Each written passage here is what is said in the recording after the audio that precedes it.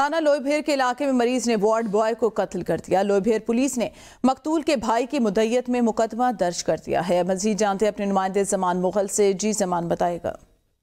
जी बिल्कुल, ये थाना लोईभेर की हदूद में मंशियात के मरीजों के इलाज के लिए बनाया गया ईमान सेंटर के नाम से ये मशहूर है। और इस्लामाबाद में इससे पहले भी इस तरह के वाकयात हुए हैं कि इस सेंटर के ऊपर जो मरीज आते हैं उनके वुरसत की तरफ से भी ऐसी शिकायत की गई है। लेकिन इस बार ऐसे हुआ है कि जो मरीज वहां पर दाखिल था, उस मरीज ने बाहर निकलने के लिए वार्ड बॉय से चाबी मांगी थी और वार्ड बॉय ने उसको चाबी नहीं दी थी, जिसके बाद ये मामला पेश आया। और जो मकतूल है उसके भाई ने FIR दर्ज करवाई है, जिसमें ये इल्जाम आज दिया है कि मरीज ने मेरे भाई, जो कि मेरा भाई वहां पे वार्ड बॉय था, उसे चाबी मांगी, उन्होंने इनकार किया, जिसके बाद उन्होंने उसके गले में फंदा डालकर मेरे भाई को कत्ल कर दिया और कत्ल करके उसकी जेब से चाबी निकाल के वहां मौके से फरार हो गया।